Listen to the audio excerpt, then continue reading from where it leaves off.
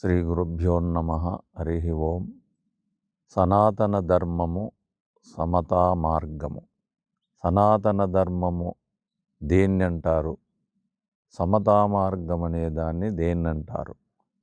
సనాతన ధర్మము అనేటువంటిది మన ఋషి ధర్మములో చెప్పినటువంటిది ఏమిటి అంటే, బుద్ధుని కన్నా అంతముందు ఉండేటువంటి ధర్మం ఏమిటో సమాజానికి అందని రహస్యం, బుద్ధుడు అవతరించిన జ్ఞానోదయం జరిగిన తర్వాత దాదాపు 600 సంవత్సరాల యొక్క సనాతన ధర్మాన్ని గురించి వారు చెప్పినటువంటి సనాతన ధర్మం ఏమిటి అంటే, అహింసా పరమో ధర్మ అని సూక్తి చెప్పడంలో వారు ప్రచారం చేసినటువంటిది సమాజానికి. బుద్ధం శరణం గచ్చామి, ధర్మం శరణం గచ్చామి, సంఘం శరణం గచ్చామి అనేటువంటి విషయాన్ని ప్రచారంలోకి రావడం జరిగింది.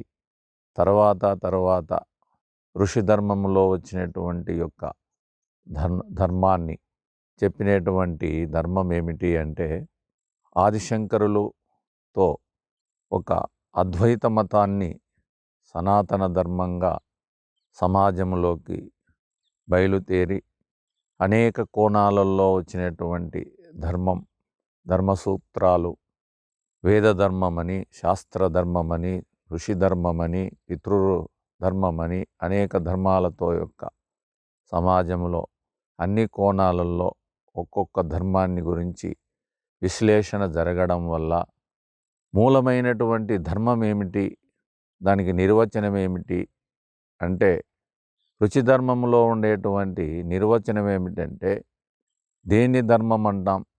బౌద్ధ కాలంలో ఉండేటువంటి బుద్ధి అనేటువంటి దాన్ని ధర్మం అన్నామా, సంఘం అంటే ధర్మం అన్నామా, హింస అంటే ధర్మం అన్నామా అంటే, దానికి పొందిక అనేటువంటిది మేధావులకు అందని రహస్యం ఏమిటి అంటే, ధర్మములో ఉండేటువంటి సనాతన ధర్మము, సమతా ధర్మము అనేటువంటి దాన్ని ఏకరువు పెట్టినట్లయితే దాంట్లో అనేకమైనటువంటి సైన్సు అనేటువంటి భౌతికంలో ఎన్నో మార్పులు చేర్పులు జరిగినటువంటి అన్నీ కూడా మనకు పూర్వంలో ఉండేటువంటి ఆకాశవాణి అనేటువంటిది ఒక రేడియో రావడం వల్ల, దానివల్ల మనకు కనిపించేటువంటి సైన్స్లో రేడియో అనేటువంటి దాన్ని వినిచినట్లయితే అది ధర్మం అనుకున్నాం. తర్వాత వచ్చినటువంటి రకాలైనటువంటి మన ప్రతిబింబం కనిపించినటువంటి దాన్ని కనపడేటువంటి టీవీని అనుకున్నాం.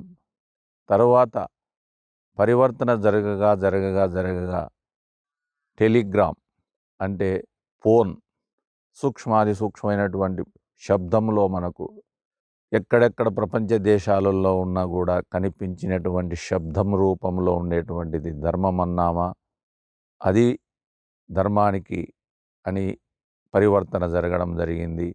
తర్వాత ధర్మం సెల్ అనేటువంటిది రావడం, సెల్ ఫోన్ వచ్చినటువంటి దాంట్లో చేతిలోనే అనేకమైనటువంటి అన్ని రహస్యాలని కూడా చూసేటువంటి దాన్ని ధర్మం అన్నామా.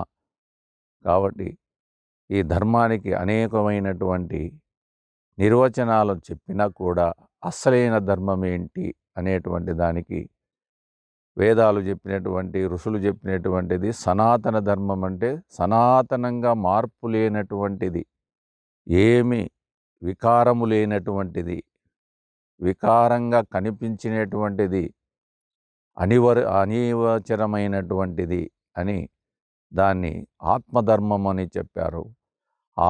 ఆత్మధర్మాన్ని మనం అనుకున్నట్లయితే దాన్ని సూక్ష్మమైనటువంటి దానికి రూపము, నామము, క్రియ అనేటువంటిది యాడ్ చేసినట్లు ధర్మం అన్నామంటే అది కూడా ధర్మానికి నోచుకోవడం అనేటువంటిది రహస్యంగా ఆగిపోవడం కూడా జరిగింది.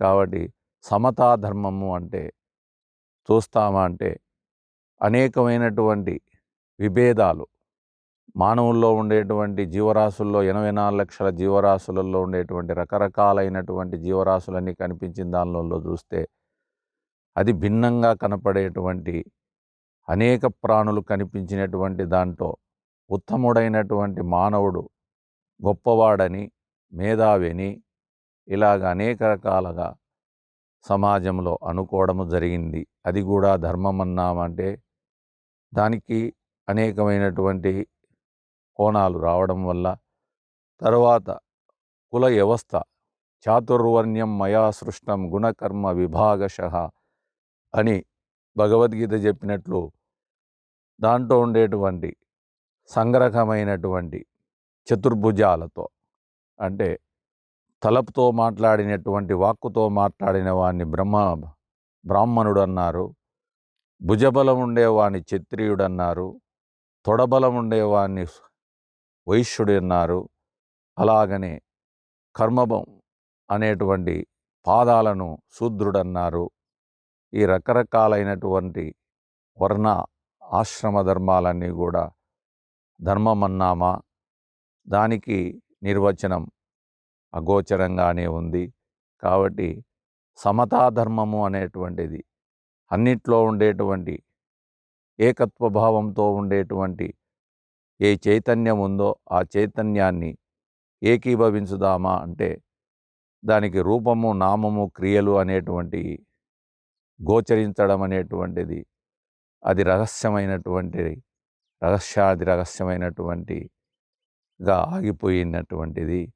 దాన్ని భగవద్గీత చెప్పినట్లు నైనం చిందంతి శస్త్రాన్ని నైనం దహతి పావహ నచైనం క్లేదయంతి ఆపో నశోషయతి మారుతః అని చెప్పినట్లయితే ఆ సనాతనమైనటువంటి చైతన్యానికి అది కాలదు, మార్పులు చెందదు, ఎండదు, తడవదు అనేటువంటి దాన్ని రహస్యమైనటువంటి దాన్ని ధర్మమన్నామా అంటే భిన్న భిన్నాలతో కనిపించేటువంటిదంతా కూడా.